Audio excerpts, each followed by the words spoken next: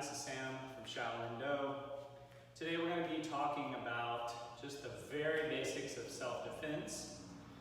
Not so much strategy-based. Basically, because this is a martial arts class, we're assuming things have already gotten out of hand, and you need to be able to physically defend yourself, physically keep someone away from you. That's going to be the main benefit you're going to get from self-defense training at home. There's a few things, that you need to think about.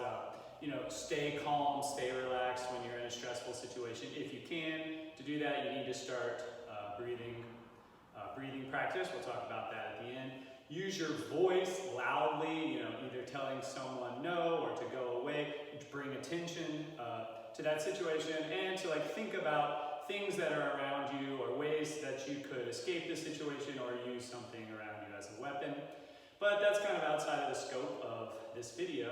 Today we're just going to be going through three basic little scenarios and what physical things you can do to respond to these scenarios and get yourself safely out of the situation. So first, I like to talk about the self-defense stance. Basically, if someone, you can think of it as maybe someone, kind of some sort of crazy person or whatever is just kind of coming into your space and they're acting really weird and you don't know exactly what they're up to. Obviously, you don't want to get into this fighter stance because that's just going to encourage the other person to escalate the situation as well. What you want to be staying calm and being a calming presence to the other person, because probably they don't want to get into an altercation either if it's just some sort of random person. So you want to have your hands up to protect basically your head, but you don't want to look like you're ready to fight. So we talk about taking one back leg back. So this puts you, instead of standing straight up, now you're in a more balanced position, but you don't look like you're in a deep, low fighting stance or anything. You've just put one leg casually back so that you're slightly more grounded, slightly more balanced. And you just put your hands up as if to say, okay, calm down. And so your hands are protecting your face, but they don't look like you're ready for combat. Hands are up, palms are open, you're just showing your fingers, you're showing your palms, and you're just kind of saying, okay, calm down. And as you're doing that, you're taking steps away from the person. You don't want to turn around from them. You want to back away from them safely as you're telling them hey, we don't want any problems. There's no problem here. Let's just relax. You're backing away from them, keeping your eyes on them, keeping yourself in a grounded position. So you don't want to just stand there, feet together. This is, you could be knocked over more easily. You're in a grounded position and you're protecting your head just in case they do something really crazy and try to attack you. A, you're ready to defend yourself or block, and B, you're ready to attack the other person if you need to. And that's what we're going to go over first. From this basic stance, the first strike we always teach for self-defense, and you've probably already seen more complicated strikes than this, but the first one we teach for self-defense that is always reliable is the palm strike. Because until you've started actually punching something like a punching bag, your wrist is probably not strong enough. When you punch, you're liable to roll the wrist forward or back when you hit something. And all that power that you generated goes into your own wrist, and you probably injure yourself, and then you don't really have the hand to use. The thing about a palm strike, when it hits, the wrist is taken out of the equation, and all the power is coming straight down the arm through the heel of the palm. So this is called a palm strike. Fingers are pulled back. You're striking with the heel, the base of the palm. So you're in your self-defense stance, which is supposed to look casual, but you're still somewhat rooted to the ground, and you start with the front hand, palm strike up and out. Basically, you want to go for up under the chin. If the head goes backwards, the whole body goes backwards. This is an easy one strike or one push thing that throws someone off and you're able to back away from the situation. So we're going to practice some of those. We're going to do front hand and then backhand. Backhand strike, front hand, you're just pushing straight out. It is coming from the hips, as always. Turning the hips, but it's slightly less hip movement. The backhand, to reach out, we have to turn the hip all the way even with the front hip to reach where the front arm is. So the back strike is more powerful because there's more of a hip twist involved. So it's front, the front hip goes out with the front hand, and then back. We're going to do 10 of those, combos of 2. So you're in your sparring stance, hands are out in front of you, and then it's front hand, back hand, front hand, back hand, front hand, back. 4, 5, 6, 7, 8, 9, 10. And then the other side. Self-defense stance. 1, 2, 3, 4, 5, 6, 7, 8, 9, 10. Okay? So from there, if it's a more serious situation, you need to add one more thing. The knee is the next easiest, most effective strike or kick that you have available. So if I'm turned sideways, front hand, back hand. Here, basically you just grab around the neck or grab the shoulders to hold them, pull them in, and knee. See, my hip moves forward, my knee is pushing out. I'm not just lifting my knee up, keeping the hip back. I'm extending the hip so that the knee is pointed forward like an arrow that's going up and out. So let's practice the knee a couple times. Back leg lifts, knee comes, extends up and forward, pushing forward through the hip, like you're leaning back. All right, so we're gonna add those to the strikes. It's going to be strike, strike, or front, back, grab, knee. All right, I'll do these from the side again just so you can see them.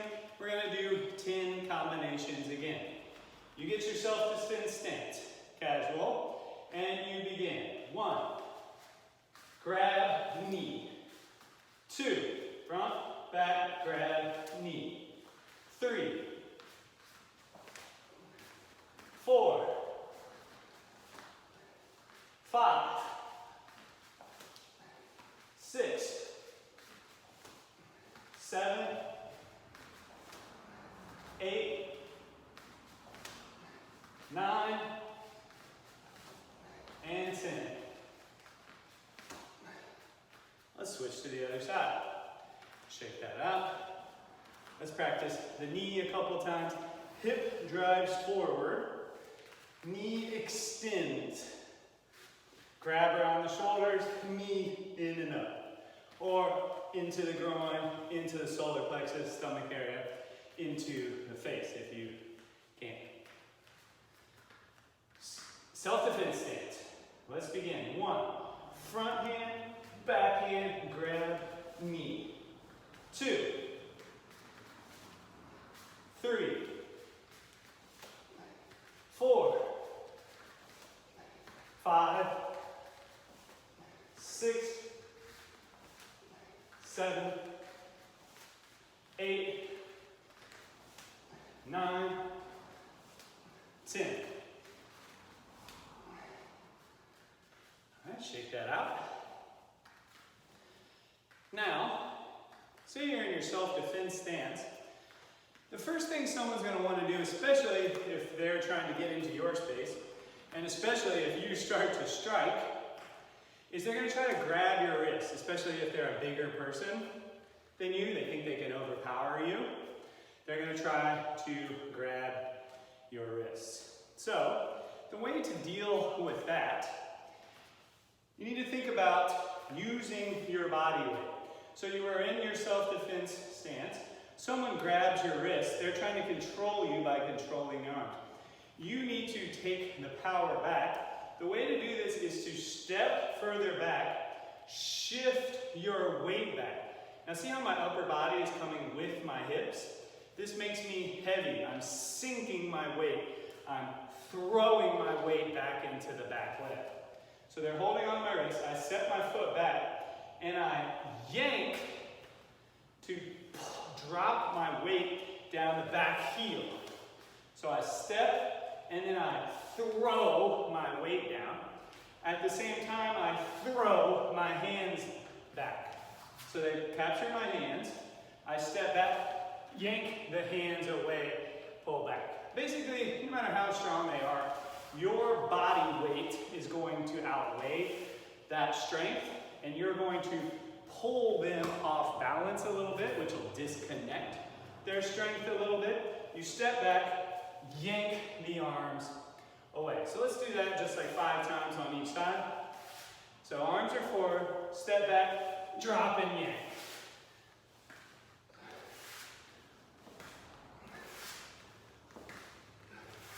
You have to whip the arms down as hard as you can. Step, shift, and whip.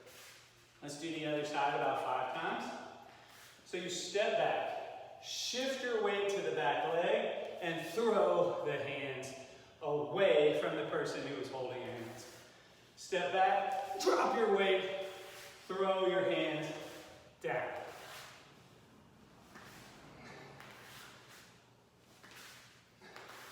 And, okay, so, and then the follow-up attack for this, just an easy follow-up attack. Really, you can do anything you want to do, but an easy one for this one, throw the hands back, back fist, the temple. You should have already seen the back fist. You're hitting with the back of the fist behind these first 2 knuckles. This is the front of my fist. We're hitting with the back of the fist, so like you're hitting down into your hand. So you throw the hands down, swing the front arm back to hit with the back fist. From there, you can use your other strikes as you need to get away. Let's do that 10 times. 1, 2, 3, 4, 5, 6, 7, 8, 9, and 10. Other side. Remember, we're trying to hit the back fist right into the side of the temple. That's a vulnerable spot on the face. Other side. 1, 2, 3, 4, 5, 6, 7, 8, 9, and 10. All right, check that out. Final scenario I want to talk about is when you are on the ground. Again, not a great situation to be in, but you can always keep yourself safe here. The thing you need to remember is that kicking is going to keep someone away. Your legs are strong. You're going to be able to defend yourself if you're on the ground, if you kick. So, if you're totally on your back and someone is coming toward you, you just kick. If they try to move to the side, you move with them and kick. No matter where they go, you shift and kick.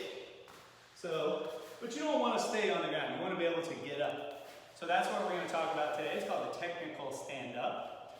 I'll do it from the side so you can see. So first thing I need to do, I'm kicking to keep the person away. I need to sit up and get one arm underneath me. One arm is flat into the ground. This other arm is acting as a shield. So my shin and my forearm are a big shield in front of my body. So here you can see my shield. I pick my butt up. I tuck this leg underneath and behind, so I still have my shield in front of me, and then I can move away. So what I did not do was turn away from my opponent to get up. You never want them to be able to get your back. That is a very vulnerable position for you. So you never turn away. You want to be able to see them the whole time. You want to be able to protect yourself. You can't really protect yourself if you're facing the other way. All your weapons are facing the way you're facing. If they're behind you, you don't really have much you can do to defend yourself. So you keep the opponent in front of you. From the ground, you sit up, put a hand, use your shield in front of your body with the shin and the forearm, and the leg that's on the same side as the hand that's on the ground. You pick up the butt, tuck the leg underneath, and shuffle away, keeping your hands up. All right? We'll do it 10 times on this side. This is great exercise for your core. First though, we're going to kick. So you can kick from this position too. This is actually a stronger kick than from the ground, just because you're more rooted. You have this hand on the ground here.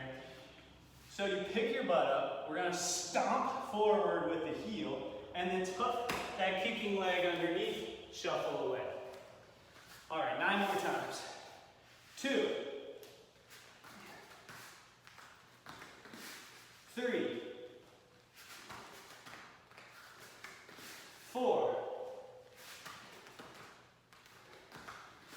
5, 6, 7, 8, 9, and 10. Let's do 10 on the other side. Drop down. Practice your kick. So you pick the butt up, kick with the same leg where the arm is down, and then you tuck the leg behind you, stand up and move away. Let's do 9 more of those. 2, 3, kick, stand up, move away. 4, stomp, technical stand up, shuffle away. 5, 6, 7,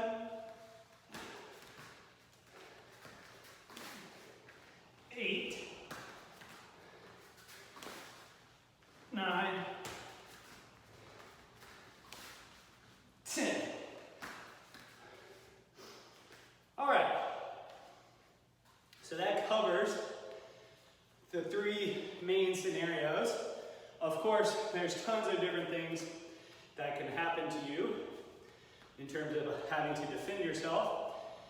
But just having the confidence of knowing that you can, knowing that you know a few things to do, can bring a lot of peace into your life. Most people are never going to get attacked, ever.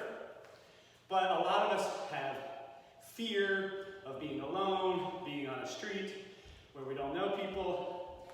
The confidence of knowing that you could defend yourself if the situation arises allows you to let go of that fear, and you can just kind of live in the moment, which is actually safer for you anyway. If you're living in fear, you're looking around every corner, your mind is kind of creating scenarios that may not necessarily be real.